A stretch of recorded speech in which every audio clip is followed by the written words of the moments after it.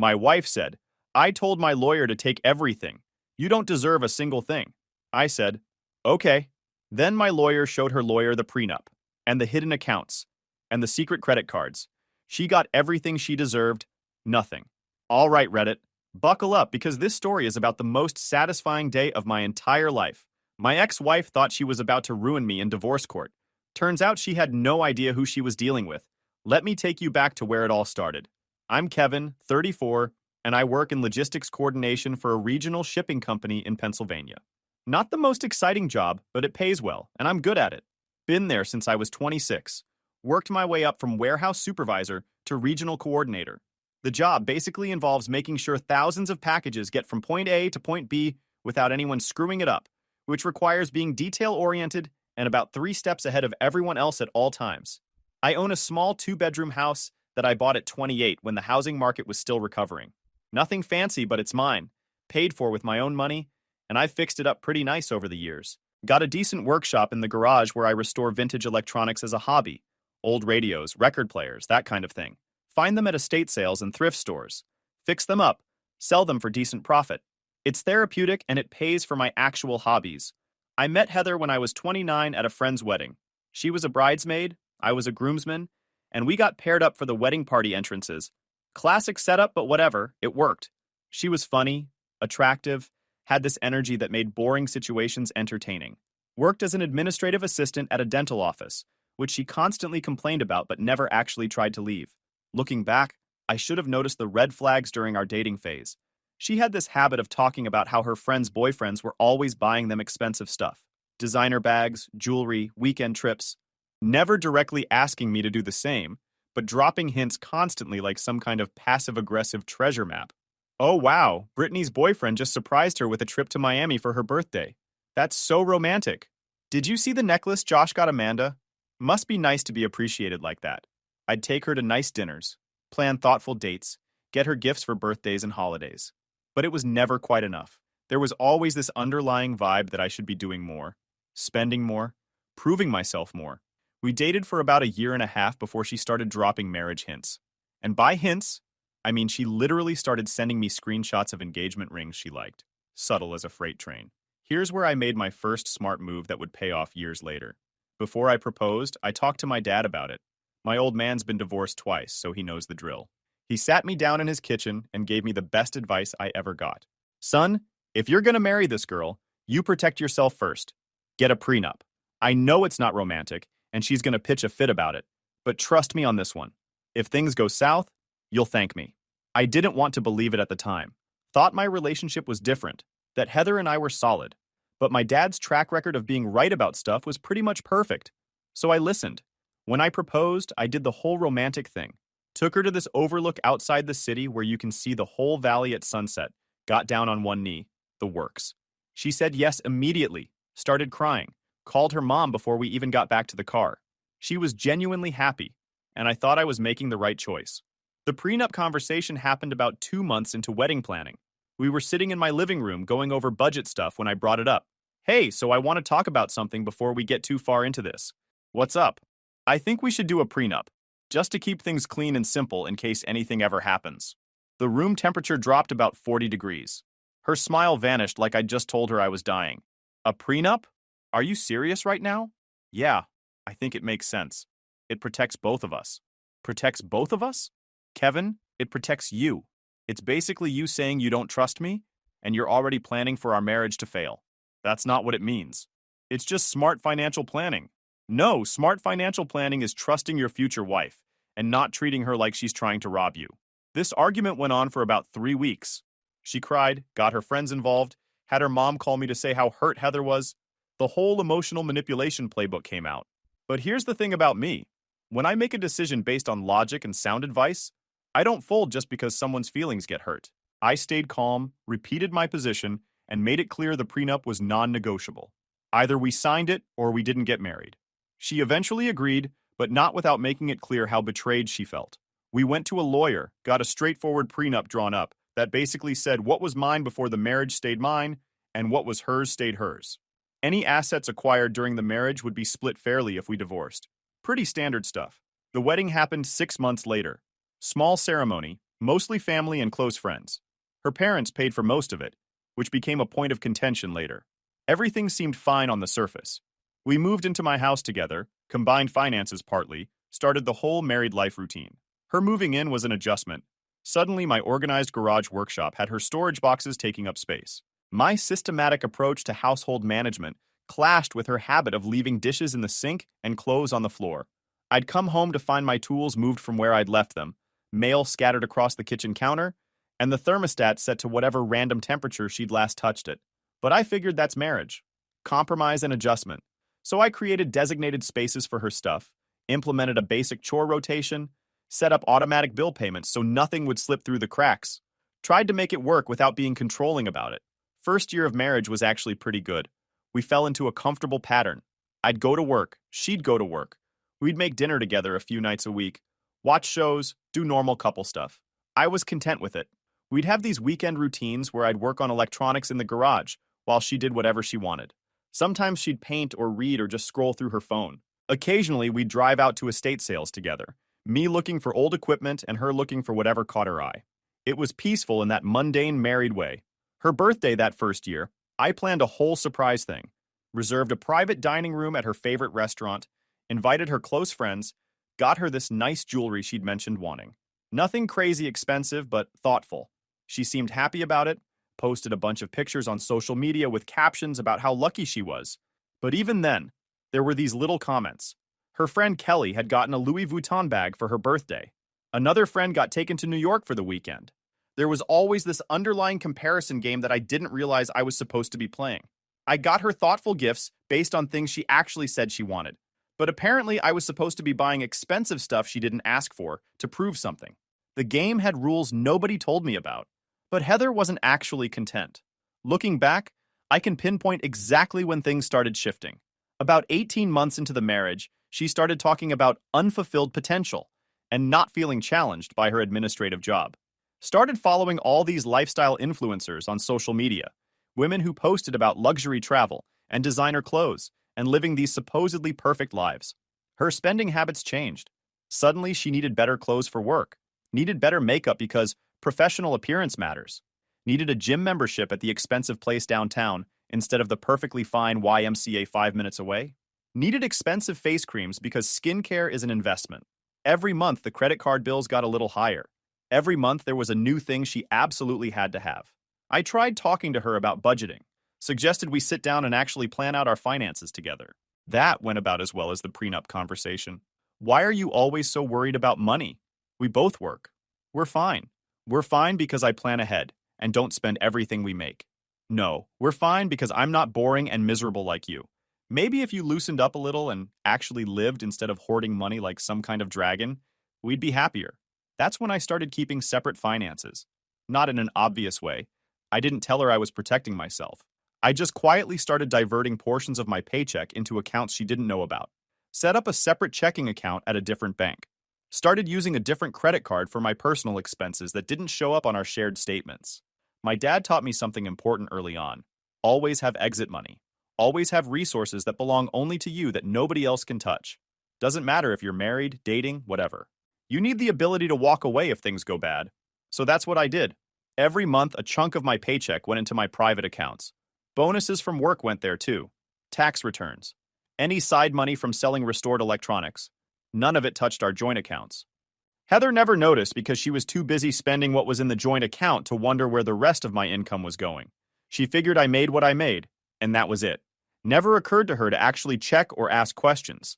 The secret credit cards came later. I needed to make larger purchases for my restoration hobby without it showing up on statements she could see. Plus, I wanted my own credit history separate from hers in case I ever needed to make moves without her knowledge. So I opened 3 cards in my name only, kept them at my office, used them exclusively for my stuff. I'm not saying I was planning to divorce her at this point, but I was definitely preparing for the possibility. Call it pessimism or call it realism, but I wasn't going to get caught with my pants down if things went south. And boy, did things go south. Year 3 of our marriage was when it really fell apart. Heather decided she wanted to go back to school to get her real estate license.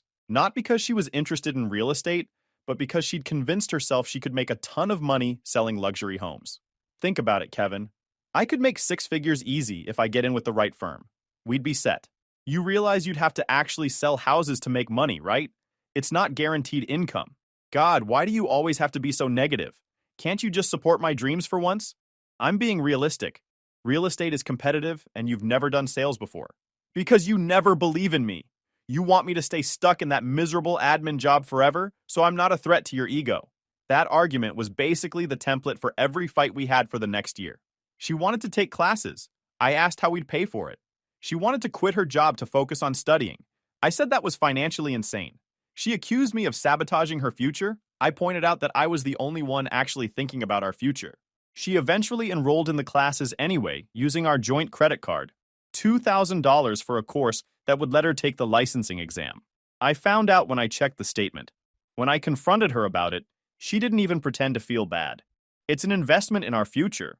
You mean your future? You didn't even discuss it with me. I knew you'd say no, so I just did it. Someone in this marriage has to have ambition. That's when I knew for sure the marriage was over. Not because she spent the money, but because of how she justified it. She didn't see us as partners anymore. She saw me as an obstacle to whatever fantasy life she'd built in her head. The next few months were tense as hell. We barely spoke unless we had to.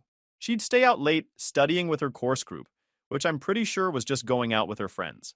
I worked longer hours at the office because going home felt like walking into a minefield. She passed her real estate exam on the second try and immediately started talking about how much money she was going to make, started dressing differently, spending even more money on clothes and makeup, talking about investing in her brand.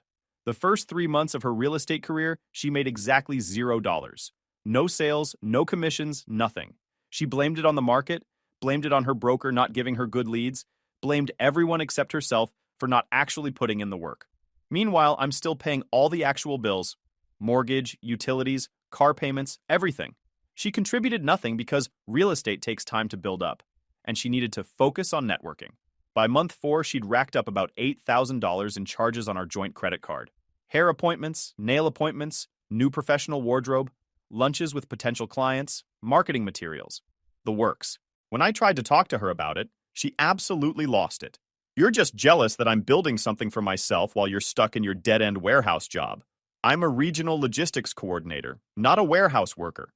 And my dead-end job is paying for your little real estate fantasy. You know what? I'm done. I'm so done with your negativity and your controlling bull. You've been holding me back this entire marriage and I'm tired of it. Then leave. Door's right there. Maybe I will. And when I do, I'm taking you for everything you've got. This house, the cars, all of it. You'll regret treating me like this. That was the conversation that changed everything. She didn't know it yet, but she just played her hand way too early. Now I knew exactly what her plan was. Divorce me and try to take everything. But she had no idea what I'd been quietly putting in place for the last 3 years. The next day, she moved into her friend's apartment temporarily. Said she needed space to think. Fine by me. I immediately called the lawyer who'd handled our prenup. Hey, remember that prenup we did 4 years ago? Yeah, I think I'm going to need it soon. Can you walk me through what I need to do? Spent the next 2 hours on the phone with him going over strategy. He reviewed our prenup, asked about assets, asked about debts, asked about everything. When I told him about the separate accounts and credit cards, he actually laughed. Smart man. Very smart. She's going to be unpleasantly surprised. 2 weeks after she moved out, she texted me. We need to talk about the divorce. I knew it was coming, but seeing it in writing still felt weird. Not sad weird, just weird. Like closing a book I should have stopped reading 2 years ago. Okay, when? Can you meet me at my lawyer's office tomorrow at 2? Wait, she already had a lawyer? She'd been gone 2 weeks and already lawyered up? That told me everything I needed to know. This wasn't a spur-of-the-moment decision. She'd been planning this. That meant she'd probably been consulting with lawyers before she even moved out. Probably spent weeks researching how to maximize what she could take from me. The real estate career failure probably made her realize she needed a different income source, and divorcing me was the easiest path to money. It all clicked into place. The sudden decision to leave. The immediate lawyer. The way she'd been documenting everything toward the end, taking pictures of the house, asking questions about my income. She'd been building a case. Good thing I'd been building a defense for 3 years. Sure, send me the address. I called my lawyer immediately, told him about the meeting. He said he'd be there too, and that I should say as little as possible and let him handle it. That night, I went through all my documents one more time, made sure everything was organized, backed up, and ready to present. The prenup was solid. The separate account statements showed a clear paper trail. The credit card statements proved they were mine alone. I also pulled the history of all her charges on our joint credit card for the last 2 years. Every hair appointment, every clothing purchase, every lunch that was supposedly business-related. Created a spreadsheet breaking it down by category. Nearly $20,000 over 2 years on personal spending, while contributing minimum income. If she wanted to play hardball, I had ammunition. My dad called that night to check in. How you holding up? Fine, meeting with lawyers tomorrow. You got everything in order? Everything, just like you taught me. Good. Remember, stay calm. Don't let emotions make you say something stupid. Let your lawyer do the talking. That's what you pay him for. I know. And son, don't feel bad about protecting what's yours. She made her choices. Now she gets to live with the consequences. I spent that whole evening mentally preparing, went over possible scenarios, thought about what she might claim, rehearsed how I'd stay calm no matter what got said. Heather was emotional and reactive. I needed to be the opposite. The meeting was at this office in downtown Pittsburgh, one of those places with glass walls and expensive furniture that screams, "We're going to cost you a fortune." I got there 15 minutes early. Steve showed up 10 minutes later with a briefcase full of documents. Heather was already there with her lawyer when I arrived with mine. Her lawyer was this woman named Patricia, who looked like she litigated divorces for sport. Probably in her mid-50s, wearing a suit that cost more than Heather's car, hair pulled back so tight it looked painful. She had this smile that wasn't really a smile, more like a predator showing teeth. My lawyer Steve was the opposite. Mid-40s, rumpled suit, looked like he'd rather be fishing. But he had a reputation for being absolutely ruthless when he needed to be. Calm, methodical, didn't miss anything. We sat down in this conference room and Patricia immediately took control. Thank you all for coming. We're here to discuss the dissolution of the marriage between Kevin and Heather. My client has asked me to make clear that she expects a fair and equitable distribution of all marital assets. Steve just nodded. Okay, what specifically is she asking for? Patricia slid a folder across the table. We've prepared a preliminary proposal. As you'll see, we're requesting 50% of the house value, 50% of all bank accounts, one of the vehicles, and spousal support for a period of 36 months while my client establishes her career. I looked at the numbers. She was basically asking for half of everything plus monthly payments. In total, it would have left me with almost nothing. Heather wouldn't even look at me. Just sat there staring at the table while her lawyer did the talking. Steve read through the proposal slowly. Didn't react at all. Just turned pages and occasionally made notes. Finally, he looked up. This is an interesting proposal, but I think we need to revisit a few things. Patricia's smile got sharper. I assure you everything is in line with Pennsylvania divorce law. Community property state, marital assets are split 50-50. Oh, I'm aware. But I think you're operating under some incorrect assumptions about what actually constitutes marital assets in this case. He pulled out his own folder. Started laying documents on the table one by one. The prenup, bank statements for my separate accounts, credit card statements for the cards Heather didn't know about, property deeds showing the house was purchased before the marriage, title for my truck showing the same. As you can see, my client was quite prudent in protecting his premarital assets. The house was purchased by him alone 2 years before the marriage. The truck as well. The prenup, which your client signed willingly, clearly states that all premarital assets remain separate property.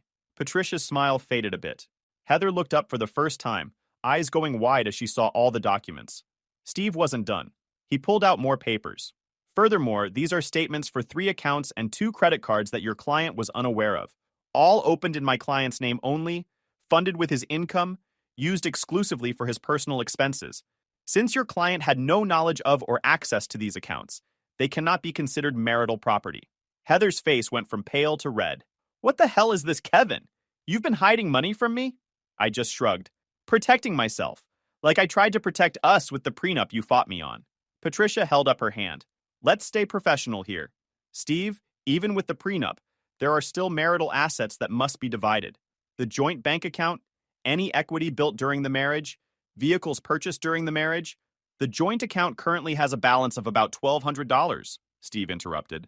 After your client spent the last 6 months racking up charges for her new career that has produced zero income.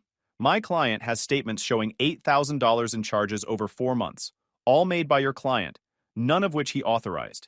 He slid another document across. It was a full breakdown of every charge Heather had made, categorized and highlighted. Patricia's face was stone as she read it. As for vehicles purchased during the marriage, there weren't any. My client still drives his original truck. Your client drives a vehicle that was gifted to her by her parents. Title is in her name only, so that's not a marital asset either. Heather's voice cracked. This is bullshit. I spent 3 years married to you. I deserve something. Steve looked at her directly for the first time. Ma'am, the prenup your husband asked you to sign specifically outlined what would happen in this scenario. You agreed to it. You signed it. You can't now claim it's unfair just because you don't like the outcome. Patricia was flipping through all the documents Steve had provided. I could see her doing the math in her head, realizing her big payday case was evaporating. What about spousal support? She tried. My client gave up career opportunities to support the marriage. Did she? What opportunities specifically? Steve opened another folder. Because according to her employment history, she worked the same administrative job before and during the marriage. The real estate career was started 6 months ago, during which time she's made zero income and spent $8,000 of my client's money. He pulled out even more documents. Her real estate course completion certificate, her license, records from her brokerage showing zero sales. If anything, my client supported her career aspirations to his own financial detriment. There's no basis for spousal support when she voluntarily left a paying job to pursue an endeavor that hasn't produced results. The room was completely silent. Heather looked like she was about to cry. Patricia looked like she wanted to be literally anywhere else. So let me make this simple, Steve said, organizing all his documents back into neat stacks. Based on the prenup, the separation of assets, and Pennsylvania law, here's what the division actually looks like. He pulled out a single sheet of paper with a clean breakdown. The house remains my client's property. Value, approximately $220,000, all equity his. His truck remains his property. His separate accounts remain his property. Total in those accounts, approximately $85,000. His separate credit cards remain his responsibility. Current balance about $2,000, all used for documented personal expenses. He slid the paper across to Patricia. The joint account with $1,200 in it can be split 50-50. Your client's car, gifted by her parents, remains hers. The joint credit card with $8,000 in charges will be split. My client will pay half, $4,000, even though he didn't authorize the charges. He's willing to be generous. Patricia stared at the paper. You're saying my client gets $600 from the joint account and $4,000 in debt? That's it? That's what the prenup says. That's what the law says. That's what happens when someone spends 3 years racking up personal debt while contributing nothing financially to the marriage. Heather exploded. This is such bullshit. You're a vindictive asshole, Kevin. You planned this. You've been planning this the whole time. I stayed calm. No, I've been protecting myself the whole time. There's a difference. You hid money from me. You lied to me about our finances. I kept separate accounts that I was under no obligation to tell you about. You spent 3 years spending our joint money like it was infinite. I spent 3 years making sure I'd be okay if you did exactly what you're doing right now. Screw you! You don't deserve any of it. I told Patricia to take everything from you, and that's what we're gonna do. Steve jumped in. No, you're not. Because if you try to contest this prenup, we'll drag this out in court for months. We'll document every penny your client spent, every charge, every decision she made that contributed to marital debt while producing zero income. We'll make it very clear that she married my client, spent his money, contributed nothing financially, and is now trying to cash out. He leaned forward slightly. And when the judge sees this prenup, sees these records, sees how thoroughly my client documented everything, they're going to enforce it exactly as written. Your client will end up with exactly what we're offering now, except she'll also be responsible for her own legal fees, which, given the amount of time you'd waste in court, would probably be about $15,000. Patricia knew she was beaten. She'd probably already done the math on how much she'd make off this case and realized it wasn't worth her time. Let me consult with my client privately. They stepped out of the conference room. Through the glass wall, I could see Heather crying and yelling, while Patricia talked in calm, measured tones, probably explaining that she had no case and fighting this would just cost money she didn't have. They came back 10 minutes later. Heather's eyes were puffy and she wouldn't look at anyone. Patricia spoke quietly. We'll accept the terms. Steve nodded and started pulling out signature papers. Excellent. We can have this finalized within 60 days. My client will send half the joint account balance and his portion of the credit card debt to your client within 14 days. We signed everything. The whole time Heather just stared at the table, crying silently. Part of me felt bad, but only a small part. She'd tried to take me for everything. She'd literally told her lawyer to destroy me. And now she was learning that actions have consequences. As we were packing up, Heather finally looked at me. I hope you're happy. I hope your money keeps you warm at night. It'll do better than someone who spent 3 years using me as a bank account. I loved you. I actually loved you, and this is how you treat me. You loved what I provided. There's a difference. Steve put his hand on my shoulder. We're done here. We walked out. In the elevator, Steve grinned at me. That was the most prepared I've ever seen a client for a divorce. The separate accounts, the documentation, the prenup. You basically did my job for me. My dad taught me to always have an exit strategy. Smart man. A lot of guys get cleaned out because they trust the wrong person. You didn't make that mistake. 2 months later, the divorce was finalized. Heather sent me my half of the joint credit card debt via Venmo with the message, "You're a horrible person." I didn't respond. From what I heard through mutual friends, she moved back in with her parents after her friend got tired of her staying there rent-free. The real estate career never took off. She ended up going back to administrative work, apparently at the same dental office she'd left. Her friends tried texting me a few times, saying I'd been cruel and that Heather was struggling. I blocked all of them. Not my problem anymore. My life actually got significantly better after the divorce. Without someone constantly spending money and starting arguments, I could finally breathe. Continued working my logistics job, got another promotion last year that came with a nice salary bump. The house is still mine, fully paid off now. The workshop is exactly how I want it. Spent the first few months just enjoying the silence. No arguments about money. No tension when I checked bank statements. No explaining why I didn't want to buy expensive things we didn't need. Just peace. I reorganized the entire house the way I wanted it. Converted the spare bedroom into a proper office since I was doing more work from home. Set up the workshop with all my equipment exactly where it made sense. Could leave a restoration project half finished without someone complaining it was making the garage messy. My Sundays became my favorite day of the week. Wake up whenever. Make coffee the way I like it without someone commenting on how much I make. Spend the entire day in the workshop. Or just doing nothing if that's what I felt like. No obligations, no compromises, no guilt trips. Work was actually thriving too.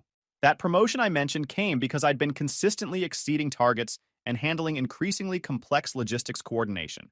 My boss explicitly said they valued my attention to detail and ability to plan ahead, which felt like vindication after years of Heather calling those same traits controlling and suffocating. Started dating again about 6 months after the divorce was final. Took it slow. Wasn't looking for anything serious. Went on a few dates through apps, met some decent women, but nothing clicked. I was in no rush. For the first time in years, I was actually happy being alone. Then I met Rachel at one of those vintage electronics shows where collectors buy and sell old equipment. It was this huge convention center event, rows and rows of tables with vendors selling everything from old tube radios to vintage arcade machines. I was hunting for parts for a 1940s Philco radio I was restoring when I noticed this woman at the table next to me getting into a debate with the seller about the authenticity of some vintage hardware. She knew her stuff, was calling out details about manufacturing dates and original specifications that even the seller didn't know. She was probably early 30s, wearing jeans and a flannel shirt, hair pulled back in a practical ponytail, and she was absolutely schooling this dude about antique furniture restoration. After she walked away victorious with her purchase, I caught up to her. "Hey, that was impressive back there. Most people wouldn't know that level of detail." She turned and grinned. Guy was trying to pass off a reproduction as original. The stain was completely wrong for the time period, and the hardware was modern replacement. Drives me crazy when sellers don't do their research. We ended up walking the whole convention together, geeking out over various finds. She restores vintage furniture as a hobby, has her own workshop with proper equipment, actually knows how to use power tools safely and correctly. When I mentioned I restore electronics, her eyes lit up. "Oh man, I've been wanting to learn how to repair old amplifiers. I've got this 1960s hi-fi system that needs work, but I don't know enough about the electrical side." We exchanged numbers. Met up the following weekend so I could look at her hi-fi system. Ended up spending 4 hours in her workshop troubleshooting the amplifier while she explained her furniture restoration process. It was the most natural, comfortable interaction I'd had with someone in years. Rachel and I have been together for over a year now, and it's everything my marriage wasn't. She's financially independent, has her own place, doesn't expect me to fund her life. When we go out, we split checks or take turns paying. She's never once hinted that I should buy her expensive gifts or questioned how I spend my money. About 8 months ago, Rachel and I were having dinner at my place when my phone buzzed. Text from an unknown number. "Hey, it's Heather. I know it's been a while, but I wanted to reach out. I've been thinking about everything, and I realize I made mistakes. I'm sorry for how things ended. Maybe we could meet up and talk. I showed Rachel the message. She read it and laughed. Let me guess, the ex? Yep. You gonna respond? Nope. I deleted it and went back to eating. Rachel reached across the table and squeezed my hand. Good choice. Also, this chicken is amazing. Did you brine it? 8 hours. Learned it from a YouTube video. You really are perfect, you know that? That's when I knew I'd made the right choices. All of them. The prenup, the separate accounts, the documentation, walking away from someone who saw me as a resource instead of a partner.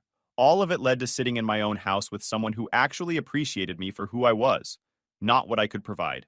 Last I heard, Heather's working the same admin job, still living with her parents, still posting vague, sad quotes on social media about being betrayed and underestimated.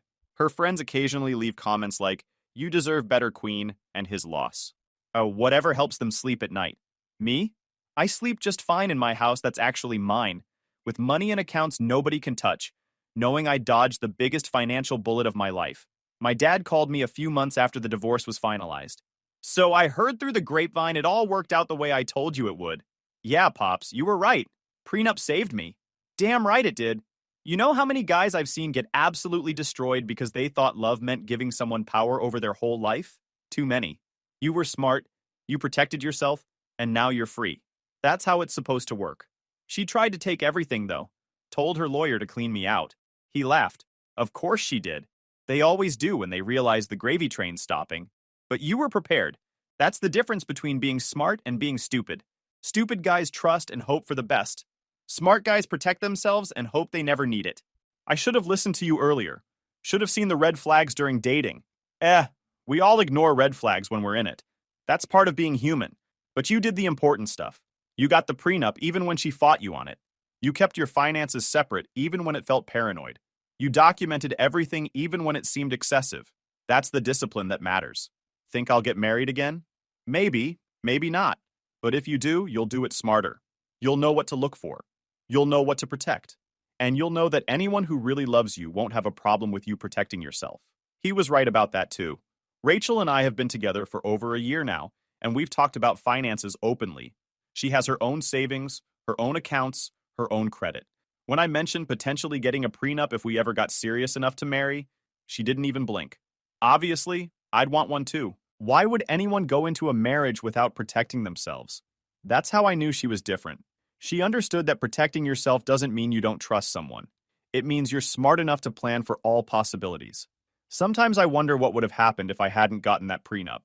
If I'd just trusted Heather and merged everything, I'd probably be broke right now, paying her spousal support, living in some apartment and driving a beater while she spent my money on her lifestyle delusions.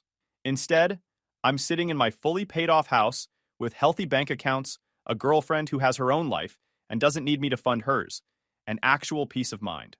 The last update I got about Heather was from our mutual friend Jake, who said she'd been asking about me, wanted to know if I was seeing anyone, how I was doing, whether I ever thought about our marriage. Jake, being a good friend, told her I was doing great and left it at that. She did not take that well, he texted me. Started going on about how you were probably still bitter and angry. I told her you seemed happier than you'd been in years, and she got really quiet. Did she say anything else? Just asked if your new girlfriend was prettier than her. I told her that wasn't a question I was going to answer and changed the subject. Classic Heather. Still making everything about her, still trying to frame herself as the victim, still unable to accept that she torpedoed her own life. The best revenge really is living well. While she's stuck in the same place doing the same job and living with her parents at 32, I'm thriving. Better job, better relationship, better life. All because I made smart decisions when it mattered. Guys, we are so close to hit 100,000 subscribers on this channel. If you are not subscribed to the channel, please consider subscribing. It really helps hit that 100,000 mark. Thanks for making this dream come true.